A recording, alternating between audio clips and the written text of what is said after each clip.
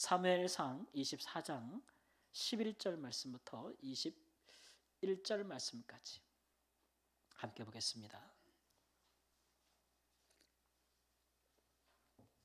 구약성경 사무엘상 24장 11절 말씀부터 보겠습니다. 제가 먼저 11절 말씀. 내 아버지여 보소서, 내 손에 있는 왕의 옷자락을 보소서. 내가 왕을 죽이지 아니하고 겉옷자락만 베었은즉 내 손에 악이나 죄가가 없는 줄을 오늘 아실지니이다. 왕은 내 생명을 찾아 해하려 하시나 나는 왕에게 범죄한 일이 없나이다. 나와 왕 사이를 판단하사 여호와께서 나를 위하여 왕에게 보복하시려니와 내 소로는 왕을 해하지 않겠나이다. 옛 속담에 말하기를 악은 악인에게서 난다 하였으니 내 손이 왕을 해하지 아니하리이다. 이스라엘 왕이 누구를 따라 나왔으며 누구의 뒤를 쫓나이까? 죽은 개나 벼룩을 쫓음이니이다. 그런즉 여호와께서 재판장이 되어 나와 왕 사이에 심판하사 나의 사정을 살펴 억울함을 풀어주시고 나를 왕의 손에서 건지시기를 원하나이다 하니라. 다윗이 사울에게 이같이 말하기를 마침에 사울이 이르되 내 아들 다윗아 이것이 내 목소리냐 하고 소리를 높여 울며 다윗에게 이르되 나는 너를 학대하되 너는 나를 선대하니 너는 나보다 의롭도다. 내가 나 선대하는 것을 오늘 나타냈나니 여호와께서 나를 내 손에 넘기셨으나 내가 나를 죽이지 아니하였도다. 사람이 그의 원수를 만나면 그를 평안히 가게 하겠느냐? 내가 오늘 내게 행한 일로 말미암아 여호와께서 내게 선으로 갚으시기를 원하노라. 보라, 나는 내가 반드시 왕이 될 것을 알고 이스라엘 나라가 내 손에 견고히 설 것을 아노니 그런즉 너는 내 후손을 끊지 아니하며 내 아버지의 집에서 내 이름을 멸하지 아니할 것을 이제 여호와의 이름으로 내게 맹세하라 하니라. 다윗이 사울에게 맹세하매 사울은 집으로 돌아가고 다윗과 그의 사람들은 요새로 올라가니라. 아멘. 이 다윗과 그리고 사울 왕의 이런 아주 오랫동안 지속되었던 사실 이 원수 관계는 오늘 본문에서 보듯이 이제 명확하게 결과가 나타나죠. 이제 결국 하나님께서 누구 손을 들어주시는 겁니까? 그 다윗의 손을 들어주는 것이죠. 꼭 하나님이 직접 나타나서 말씀하지 아니하셔도 사울 왕이 자기 입으로 이야기하지 않습니까? 다윗아 너는 나보다 선하도다. 나는 너기를 죽이려 하였거늘 너는 나를 죽이지 아니하였도다. 나는 내가 이스라엘의 왕 될 것을 아노라. 왕이 되거든 나와 내 집을 내 자손들을 좀 죽이지 말고 보살펴다오 맹세하라. 이렇게 이제 이야기를 하는 것이죠. 이 일이 있은 후에도 한동안 계속 사울은 다윗을 핍박하게 되지만 사실 이 지점이 바로 다윗과 사울의 이제 변곡점이 되는 것입니다. 이 순간까지 오기까지 다윗이 얼마나 인내하였던가, 얼마나 참았던가 그런 것들은 우리가 쭉 살펴볼 수가 있는데 특별히 이제 오늘 본문 말씀에 다윗이 하나님께 기도하기를 사울 앞에서 기도하기를 하나님이여 하나님께서 재판장이 되어서 나와 사울 왕 사이에 심판하여 주시고 나의 사정을 살펴서 억울함을 풀어주시고 나를 왕의 손에서 건져주소서라고 기도하지 않습니까? 이거 사울을 들으라고 하는 기도고 이제 소리를 외쳐서 사울도 듣고 자기가 기도하고 하나님이 들으시라고 이렇게. 그러니까 이게 우리말로 말하면 이제 삼자 대면이라고 할 수 있어요. 우리 억울한 일 생기면 꼭 뭐 하자 그래요? 삼자 대면 하자 그러는데 잘 이루어지지 않죠. 보통. 근데 다윗이 하나님을 불러오는 거예요. 소환해 오는 거예요. 그래서 재판장이신 하나님이 개입해 달라 이렇게 이야기를 하는 겁니다. 이것은 이제 다윗이 처한 딜레마를 우리가 알잖아요. 그것은 뭐냐 하면 그건 잘못한 것이 없어요. 근데 사울의 시기와 질투로 사울 왕은 자기의 모든 권력을 이용해서 다윗을 죽이려고 하고 실제로 굉장히 많은 위기 상황을 맞이하게 돼요. 그런데 다윗은 자기는 사울을 죽일 수 없는 거예요. 누가 죽이지 말라고 한 게 아니고 자기 스스로 하나님 앞에서 하나님께서 이스라엘의 기름 부으신 왕을 내가 죽일 수 없다라는 그런 개인적인 신념이 하나고 또 하나는 뭐냐면 만일 그가 사울을 죽여서 다음 왕이 된다. 새로운 왕조, 다윗 왕조를 일으킨다. 그러면 이거는 일종의 요즘 말하는 이제 쿠데타잖아요. 역성혁명이에요. 그렇게 되면은 이스라엘을 하나로 통합할 수가 없는 거죠. 칼로 피로 세운 왕국이에요.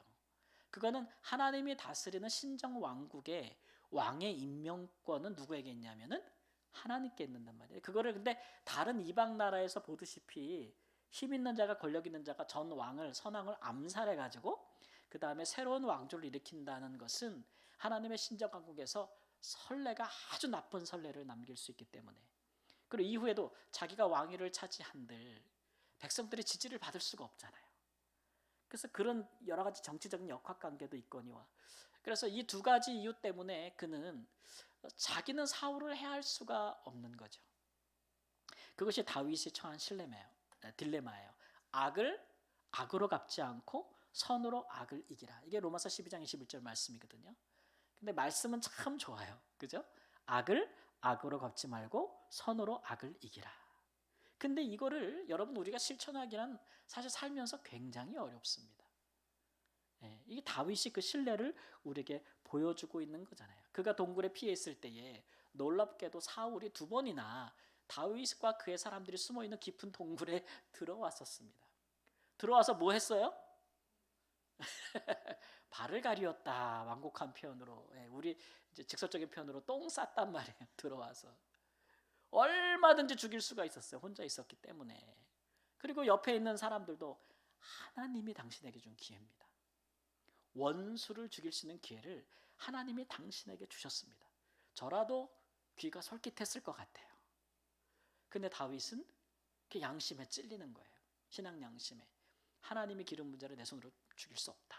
그래서 옷자락만 싹 뱉는데 그것도 뭐예요? 마음에 찔려. 다윗이 이런 사람이에요. 옷자락만 살짝 뱉는데도 이게 찔리는 거예요. 그리고 나서 사울이 나간 뒤에 그가 어느 정도 거리가 떨어졌을 때 굴 밖으로 나가서 소리쳐서 이제 사울과 이야기하는 것이죠. 잠언 25장 21절 22절 말씀에도 원수를 내 손으로 갚지 말라는 말이 있어요. 그리고 원수의 머리 위에 내 숯불을 올려놓아라.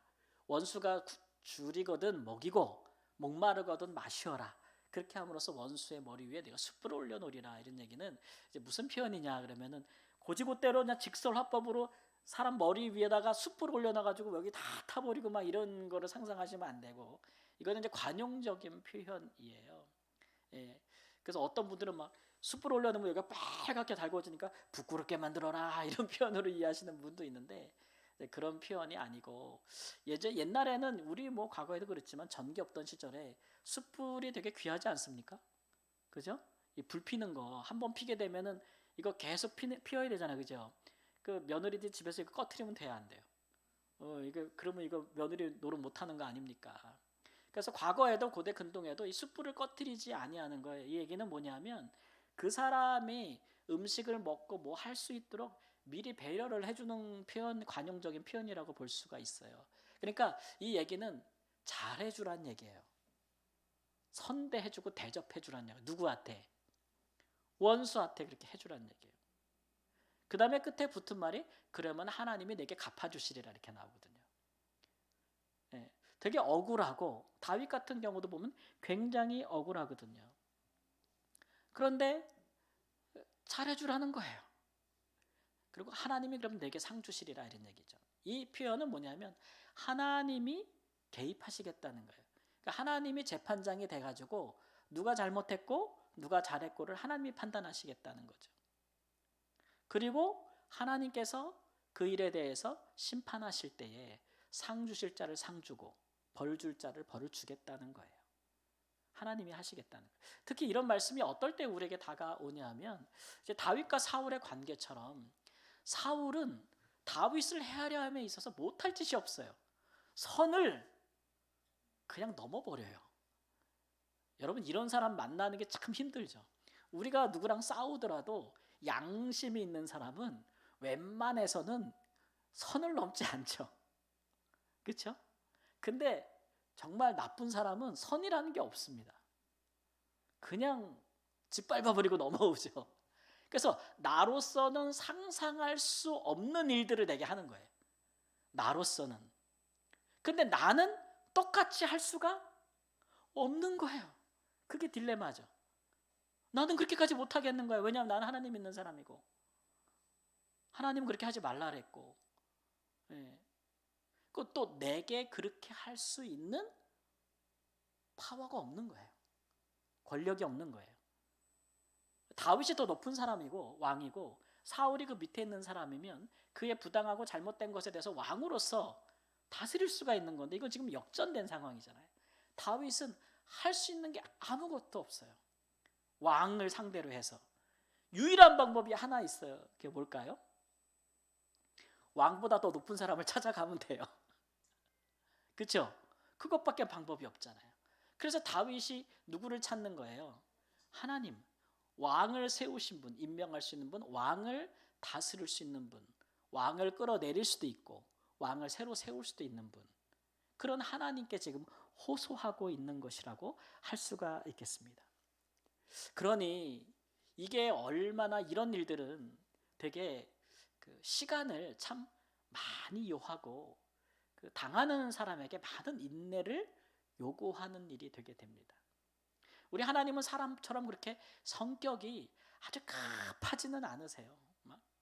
우리 하나님은 그래서 내가 죽겠다고 막 호소하면 하나님이 당장 나타나서 그렇게 막 하나님이 정리해주고 그러지 않는단 말이죠. 하나님이 그러시는 이유는 이제 여러 가지가 있는데 일단은 뭐 사울이 하나님이 패하기까지 하나님이 그를 왕위에서 패하기까지 더 시간이 필요할 수 있어요. 하나님께서는 아무리 누구를 사랑해도 우리를 사랑해도 그렇지 않은 자의 것을 강제로 뺏어서 우리에게 막 주시는 그런 분은 아니잖아요. 우리 하나님께서 하나님은 믿는 자도 귀히 여기시지만 믿지 아니하는 자도 귀히 여기셔서 그들에게도 선하세요.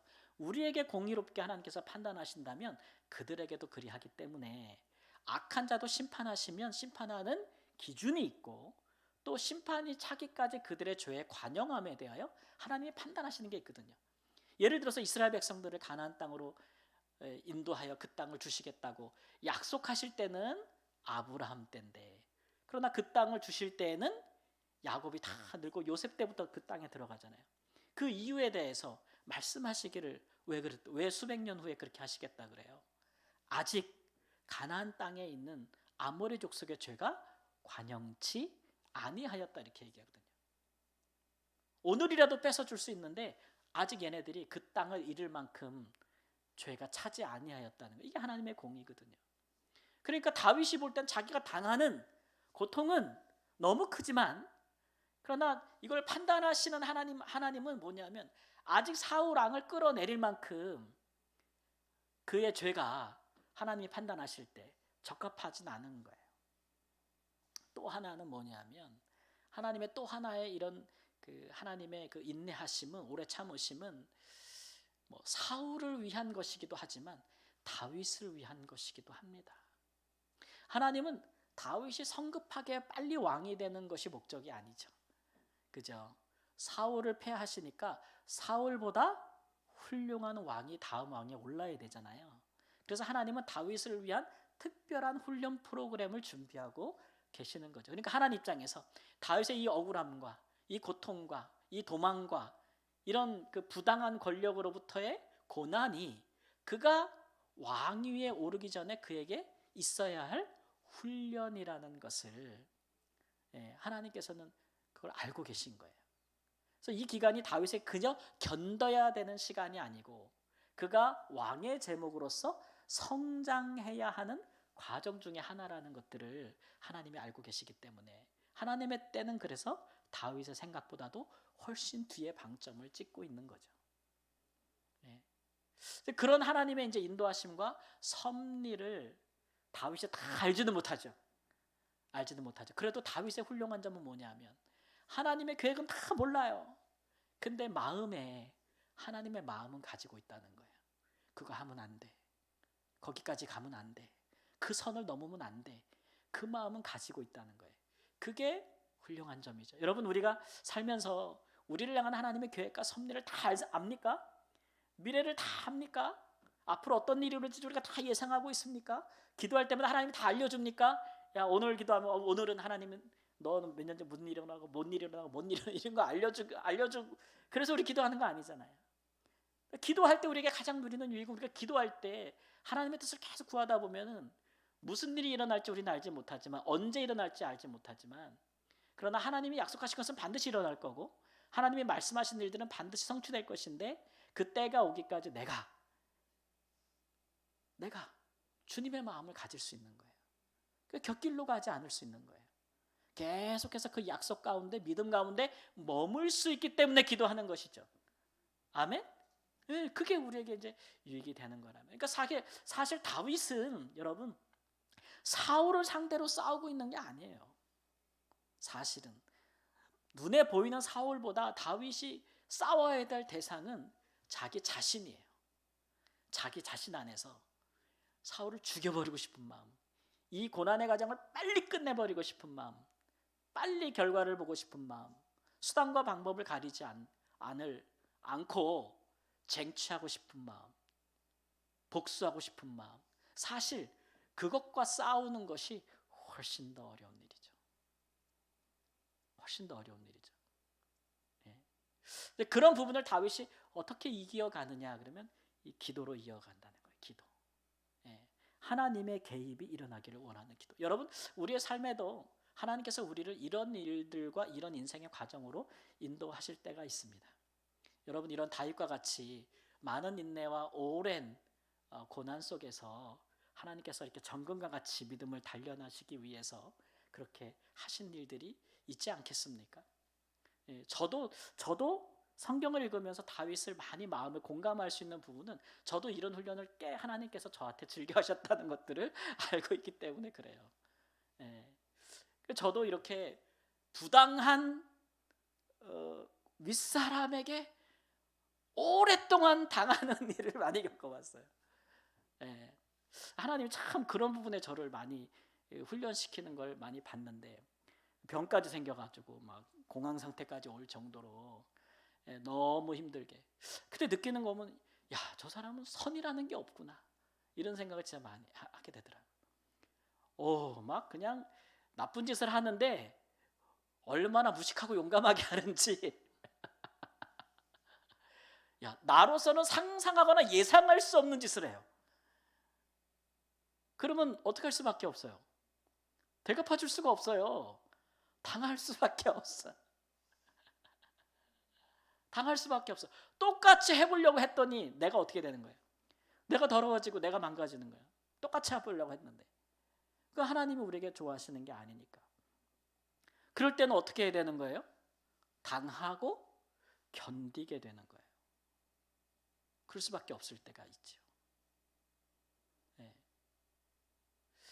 근데 그런 우리의 삶의 훈련들은요, 사실 하나님께서 우리를 사랑하시는 거로, 또 우리에게 허락하시는 과정이라고 생각합니다. 예. 근데 그런 과정을 통해서 우리가 그리스도의 마음을 배울 수가 있어요. 우리 예수님이 이 땅에 오셔가지고 그와 같이 대우를 받으시고 그와 같이 당하지 않으셨습니까? 그래도 예수님께서 한 번이라도 하나님 아버지의 뜻에서 멀어지신 적이 있던가요? 악을 악으로 갚으라고 말씀하신 적이 있던가요? 아니에요. 십자가에 달려서 돌아가시는 그 순간까지 자기를 핍박하는 자를 위하여 기도하셨고, 자기를 조롱하는 자들을 용서하시기 위하여 기도하셨고, 그들에게 구원을 위하여 기도하신 예수님이에요. 그러니까 우리가 조금이라도 그런 예수님의 모습을 닮아가기를 원하시는 거죠. 이런 우리의 삶의 과정은 참 하나님께서 사랑하시는 자에게 주시는 과정일 수 있어요, 여러분. 근데 우리가 그걸 못 견뎌가지고 그래 한번 해보자는 거냐, 그래가지고 나도 막 진짜 눈은 눈에서 이는 이로 해가지고 하면서 더해. 어떻게든 이겨야 되니까 막 그냥 배로 갚아줘, 막 이렇게 하다 보면 나중에 내 모습이 이긴 것 같아도 이긴 게 아닙니다. 얼마나 망가져 있게요. 그런 모습을 하나님이 기뻐하지 않으시고, 비록 지는 것 같으나 결국은 누가 이겨요? 사울이 이겨요? 다윗이 이겨요? 다윗이 승리하지 않습니까? 그러니까 사울은 다윗이 죽이지 않아요. 전쟁터에서 죽어요. 그것도 블레셋과 싸우다가 전쟁터에서 죽어요. 자연스럽게 이스라엘이 다윗을 찾습니다.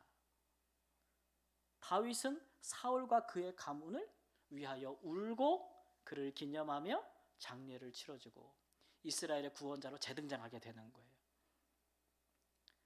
예. 이런 것을 지켜보면 결국은 다윗이 사울을 향하여 승리했다고 볼 수 있는 것이죠. 그러나 결과적으로는 그 안에서, 다윗 안에서 하나님을 끝까지 신뢰하고 한번 자기에게 기름을 부어 왕으로 삼으신 하나님께서 그 일을 이루시기까지 내가 하나님 앞에 올바르고 바르게 서 있어야 한다는 그 중심을 유지했던 것. 그리고 자기 안에서 막 육체의 막 성품과 기질과 본성 때문에 일어나는 그런 복수심과 막 그런 억울함과 되갚아 주려고 하는 그런 정욕을, 그것을 부인할 수 있었던 것. 그러니까 자기 부인이죠. 그런 것들을 부인하고 그리스도를 따라갈 수 있었던 것, 하나님을 따라갈 수 있었던 것이 다윗이 결국은 그를 향한 하나님의 뜻을 이룸에 있어서 끝까지 함께 했던 그런 모습이라고 할 수가 있겠습니다. 오늘 우리가 이 밤에 기도할 때에 우리가 지금 같은 싸움을 하고 있는지 모르겠어요. 우리 인생에 같은 경험을 하고 있는지 모르겠으나 그러하든지 아니하든지 우리가 기도할 수 있는 것은 우리가 살면서 일어나는 많은 갈등에 대해서 이렇게 말할 수 있는 기도가 있었으면 좋겠어요. 하나님, 내가 어찌할 수가 없는데, 나는 악을 악으로 갚을 수가 없는데 하나님, 그와 내 사이에 재판장이 되셔서 판단하사 나의 사정을 살펴서 나의 억울함을 풀어달라고, 그렇게 기도할 수 있었으면 좋겠습니다. 그렇게 기도했더니 하나님이 네가 잘못했다 이놈아 이럴 정도로 우리가 살면 안 되겠죠? 예? 어떤 마음으로 다윗이 기도하는 건지 잘 아시겠죠? 하나님은 이런 자의 기도를 받으신다. 범죄한 일이 없고 해하지 아니하지만 그러나 하나님 재판장이신 하나님께 호소하는 기도, 그런 기도를 우리 하나님께서 들어주신다. 결국은 그 사람들이, 원수되었던 자들이 우리 앞에서 흩어지게 될 것이고 그 사람들이 너는 나보다 의롭도다 라고 이야기할 수 있는 날이 올 것이기 때문에 그런 것이겠죠. 그 일에 우리의 기도가 이 밤에도 큰 유익이 될 줄을 믿습니다. 우리가 하나님을 신뢰함에 있어서 그렇게 포기하지 마십시오. 우리의 삶의 딜레마를 우리가 겪을 때, 그럴 때에 포기하지 않고 끝까지 선한 믿음의 길을 가실 수 있기를 우리 주 예수님의 이름으로 축원합니다. 주님이